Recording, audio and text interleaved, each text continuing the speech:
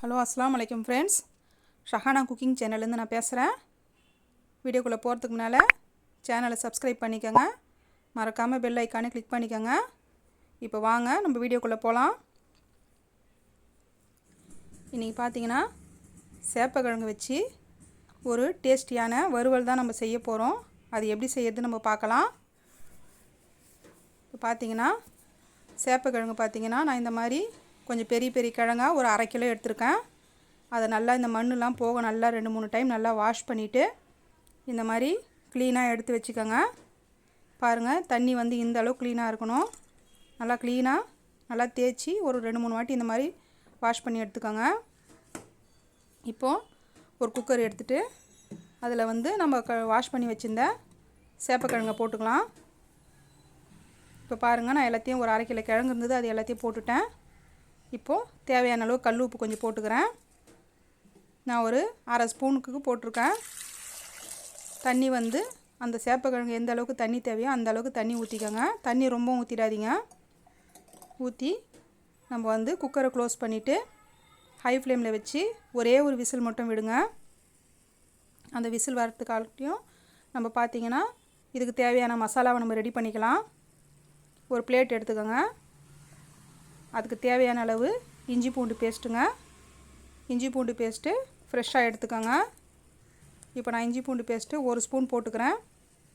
அடுத்ததாக தனி மிளகாத்தூள்.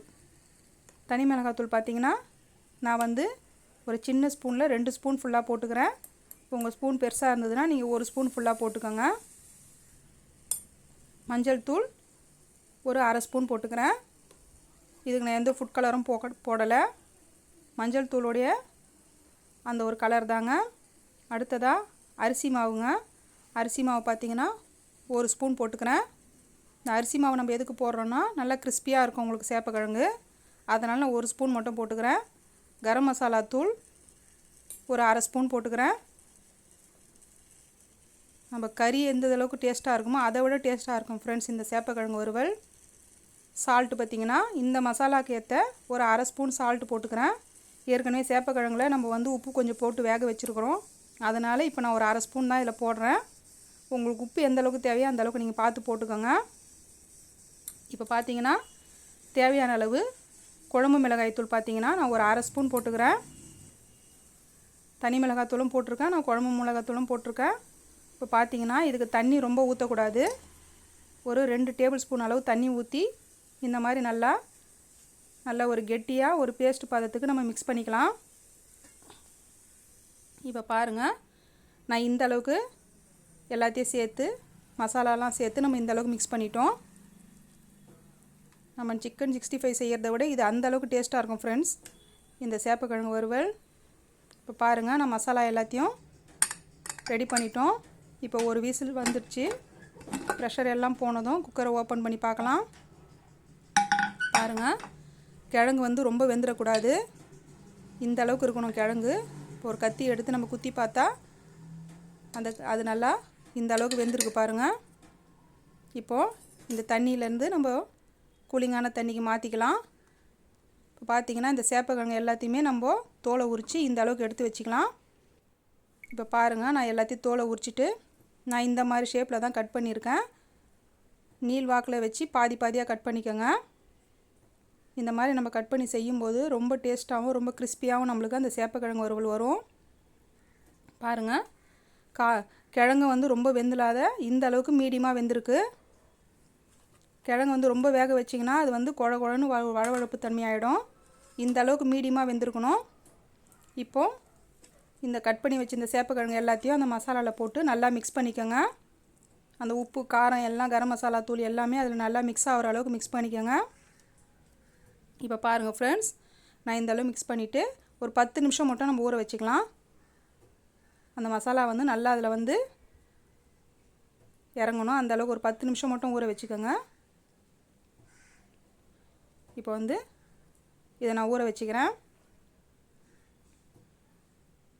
இப்போ பாருங்கள், இந்த அளவுக்கு நம்மளுக்கு ஊறிடுச்சு. இது கரெக்டாக இருக்கும்.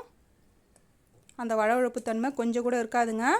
நம்ம நல்லா கிறிஸ்பியாக இந்த சேப்பக்கிழங்கு வறுவலை நம்ம சூப்பராக நம்ம வீட்டிலே செஞ்சிடலாம். இப்போ பார்த்திங்கன்னா நான் ஒரு தோசைக்கல் வச்சு ஒரு 4 டேபிள் ஸ்பூன் எண்ணெய் ஊற்றிருக்கேன்.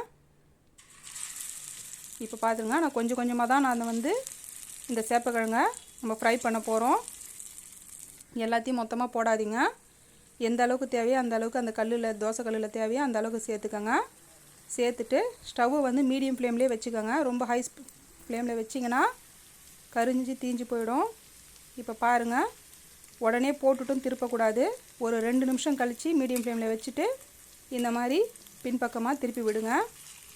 எல்லா கிழங்கையும் இந்த மாதிரி பொறுமையாக திருப்பிக்கோங்க. நம்மளுக்கு பாருங்கள் ஃப்ரெண்ட்ஸ், கொஞ்சம் கூட அடி பிடிக்கல. நான் தோசைக்கல்லில் தான் செய்கிறேன். அந்த அளவுக்கு நம்மளுக்கு பார்க்கும்போது எவ்வளோ கிறிஸ்பியாக வருது பாருங்கள். வாசனை அவ்வளோ கமன்னு அவ்வளோ இதுவாக இருக்குது. இந்த டிஷ்ஷு பார்த்திங்கன்னா நம்ம வந்து லஞ்ச் பாக்ஸ் கொடுத்து விடலாம். பசங்களுக்கு ரொம்ப விரும்பி சாப்பிடுவாங்க.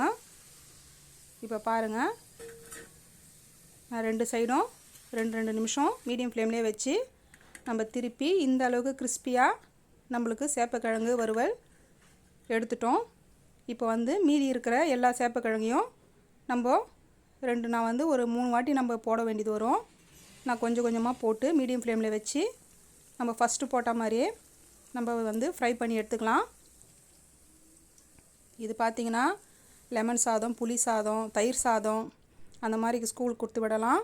பார்க்குறதுக்கு எந்த அளவுக்கு கலர்ஃபுல்லாக நம்மளுக்கு இருக்குது பாருங்கள் ஃப்ரெண்ட்ஸ். பசங்க விரும்பி சாப்பிடுவாங்க.